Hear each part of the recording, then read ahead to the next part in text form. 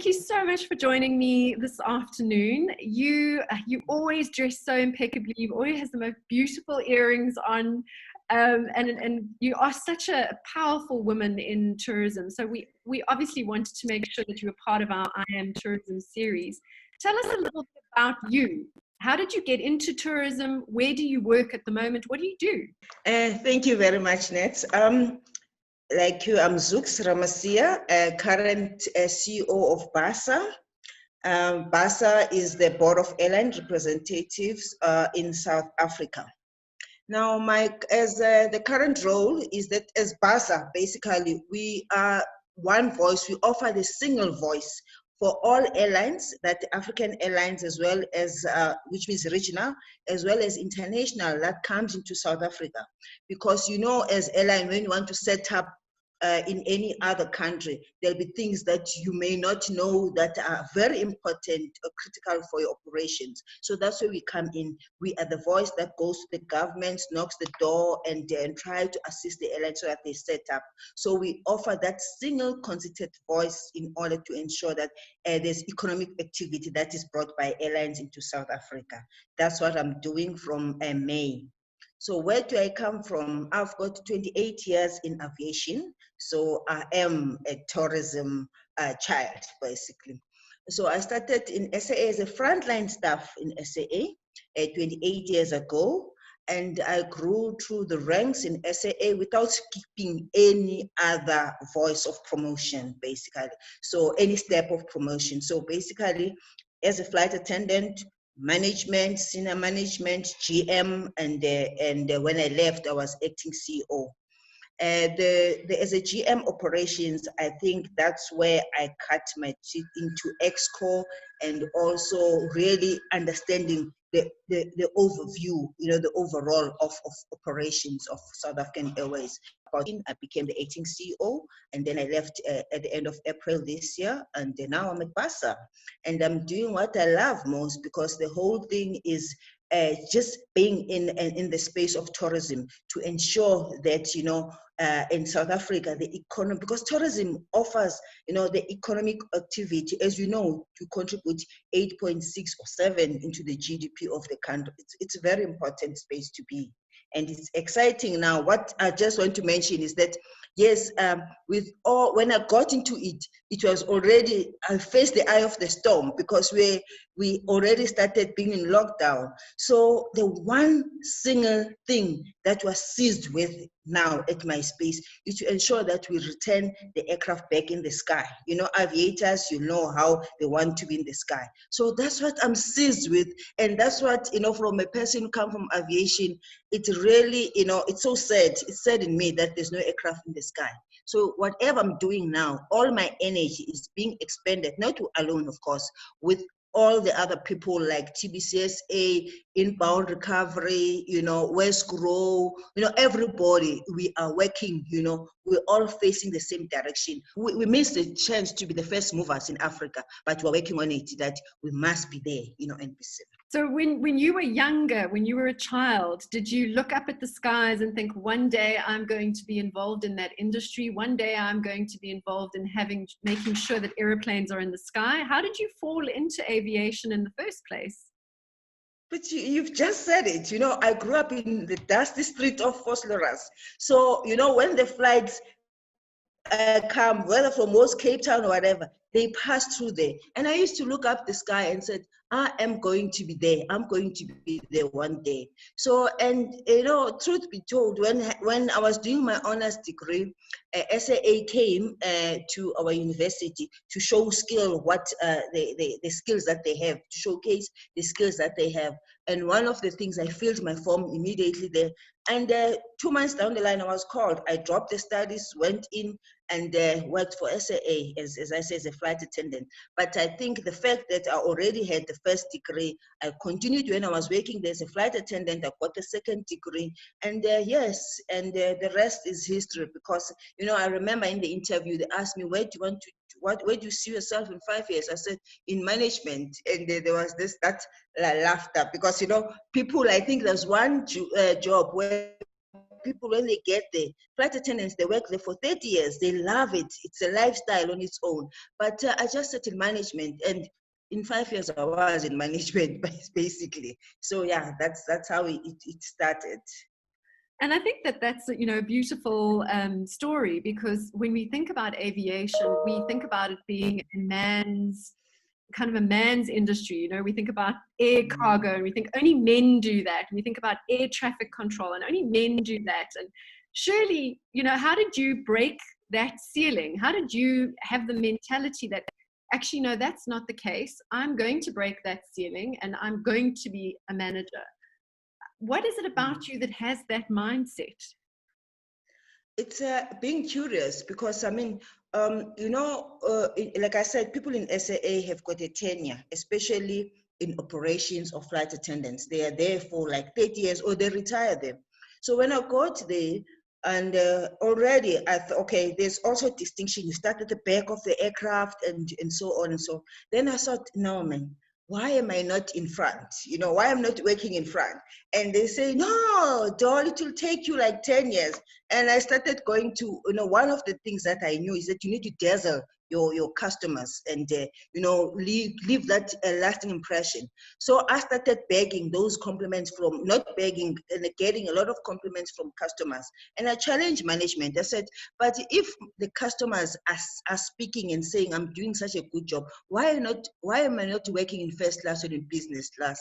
And, you know, the management, you know, I think when we challenged them, they listened, because I kept on saying, whenever I got a compliment from customers, I said, I have been voted by customers. Customers are saying I'm doing a good job. So when am I getting to business class and first class? And again, when they started advertising for senior cabin crew members, I was 3 years into the role, and everybody thought you have to be 10 years. And before I applied, I put my name, you know, in the head. And I was called in and asked me, why do you think, because as far as you know, you're still new, why do you want to go? And I said, because I'm ready. I've got the qualification, I've got the attitude, and the passengers are speaking. So why am I not given the opportunity? And I was given the opportunity. So it's also how you present yourself without being arrogant about it, but showing management what your worth is, and working hard and be seen and be recognized. That's what I've done. I mean, to apply for the management, I was asked that, there's a position there in operation. Do you want to, in fact, everybody was applying. But the funny part is that there were two of them. There's one to manage crew managers, and the other one which is more dealing with rostering of crew, which was known that it's only men that works there. And that's what I applied for. I didn't apply for crew management because that's where all women were. And I applied for there where only men are working, and I got that job. And it was like, okay, I'm in. And when I'm in, I'm not going to be there alone. I started motivating other women and said, girls, you coming with me. Come sit and see what I'm doing. The more I gain confidence, the more I shared confidence with them, and telling other women that if I can do it, I mean, really, why can't you do it? And that's been my mentality. And also challenge women and say, when I'm giving you an opportunity, you're going to bring 2 more women with you. So as you go up the lift, you go down and pick up other women and climb into the lift with other women. And if you don't do it, I'll demote you. You know, it's a threat. Of course, I can't demote them, but you know, it's just to appeal to the conscience of women that if we don't leave each other, who will? You know, because the decision makers are normally men. So now, when you get an opportunity to make a decision, it is a challenge to you as a woman to bring other women with you. Don't want to be the first. It's good to be the first, but don't just want to be the first and be there alone, because it's cold up there. Bring other women with. That's always been my principle. I love how bold you are. And, you know, you will understand this, but a lot of people will sit there in the current environment and think, well, how can I possibly be bold? The world is against me. There's a pandemic. All the aircraft are grounded. There's just no end to this. How can I go on? How do you, as a woman, remain bold in an environment like the one in which we find ourselves now? Where do you get that energy from? Again, it's about knowing what needs to be done, ensure that, you know, there's always a best practice out there. There's IATA, which is giving us all the recommendation of what needs to be done. Now there's ICAO that also gives you, and say these are not a recommendation, basically gives you the rules of how to deal with the biosecurity travel. Now you take all that information, you synthesize it with your colleagues, and you go and knock at those doors. It hasn't been easy, especially in transport, because our minister really has been busy with a lot of things, basically. And we, in fact, from BARSA, we thought we have a responsibility. The airlines that comes into South Africa, we are the one who has a proximity to the government. We have a responsibility to be the voice for them. So I am not going to allow any door to close on me. It can close, I'll still knock on it. And really, we went and we spoke to everybody until the director of the Civil Aviation Authority called the captains of the industry. And she can tell you even now that I'm very clear in my mind that the protocols that we've put in place were not meant for domestic, because the exposure is the same whether you are in VFR or whether you are a leisure travel. So those protocols are meant for everybody who gets into the space of aviation. And even when we met the deputy, the DG, and as well as the minister, I have been consistent in saying that minister, understand that you are uncomfortable, you want to stress test the protocols, but rest assured that our protocols end to end, from booking to arriving on the other side, they say one thing. They say if you accept one customer, the other customer is equally safe as the first one you accepted, which is business travel. We agree, is you are testing the system, but VFR and leisure needs to be considered too. I want to touch on, so when we talk about tourism, we often think tourism is about buses with tourists in going to destinations, or a Johannesburg, Cape Town flight between the two. So tourism is a very complex industry and has loads of components in it. But within aviation, there's a complexity. There are so many value chains that are involved in aviation. There's the catering aspect of it. There's safety. There's cargo. Talk to me about why aviation is important in the tourism space, why it is an important subsector. Aviation is an enabler to tourism, really, because as we speak right now, even if they open the intra-travel, they open the borders or whatever, all at the end of the day, the one of the common denominator transport is an aircraft, is those big, beautiful babes that fly on top of us, So those aircrafts, really, they actually make us, allows for visiting friends and relatives. They allow for tourism. They allow for business. They interconnect the countries. They make the global to be a village, to be a small village, because today you can just take a flight to London in the morning, you leave in the evening, you have worked the whole day, in the evening you take a flight to London, tomorrow you're there, you do your business, you choose whether you want to sleep, you come back. It has actually made everything so simple amongst us. So to me, it's one side of the economy that makes the business to be nimble, that allows everybody to be enriched, to know what's happening in the other country, to actually experience the cultures of different countries, to go, in the museum. For instance, my family, when we travel, one thing that my husband instilled in us, it was boring at the first place, but it means he was ahead of us as a family. He makes sure that we go into the museum of each and every country that we go to. So one of the things that you do with children, you say, choose where you want to go. So we used to do 2 trips, whether one in the region and one in the international. So whatever destination they choose, they must tell us what do they want to see.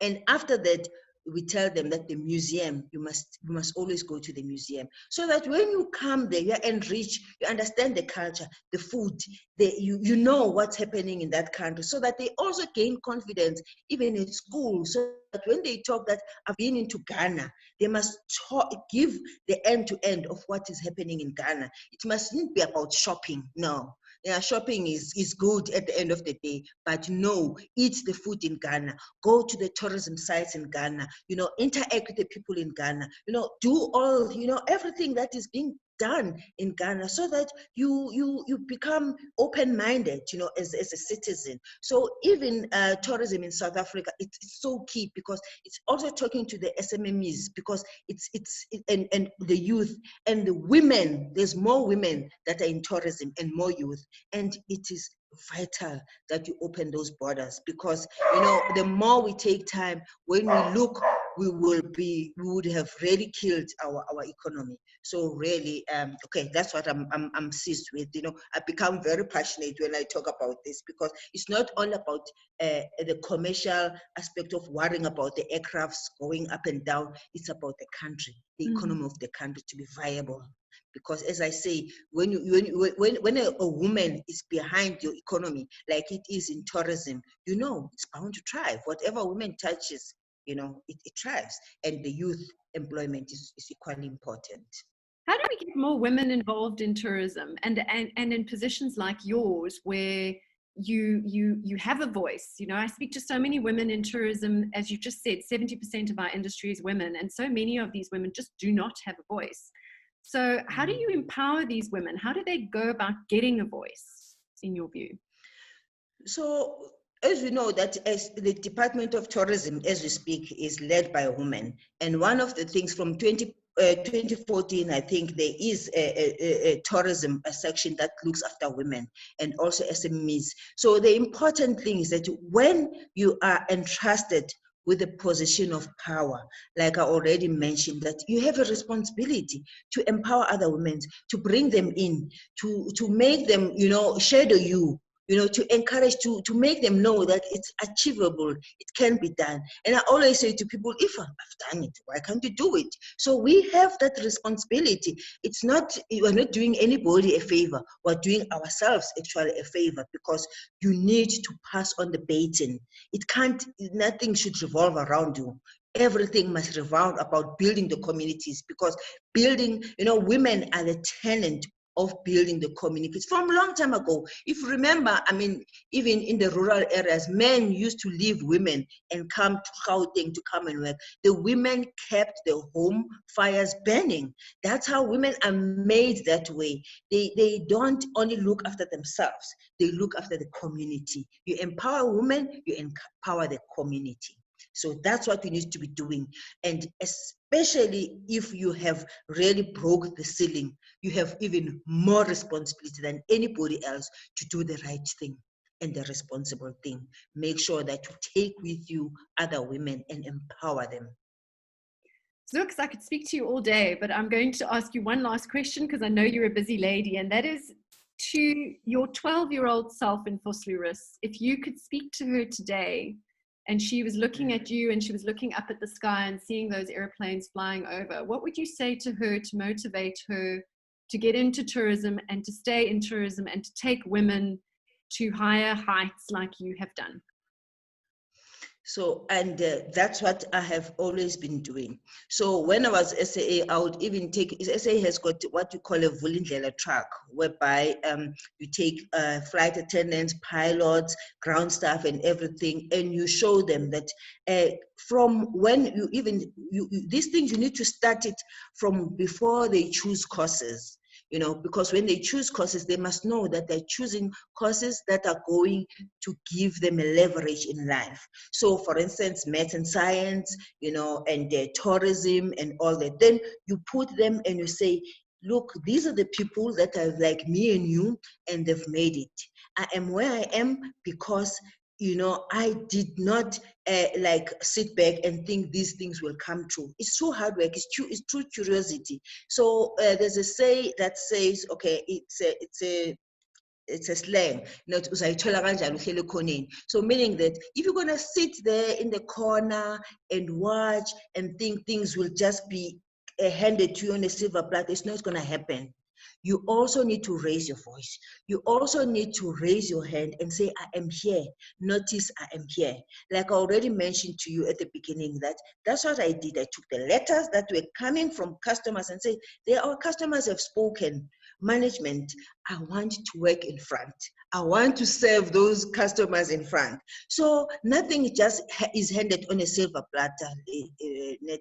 It's about you also showing also the right attitude, because the other thing that is happening today, people use a lot of social media. They see people who have already made it. They think it just happened. There's hard work.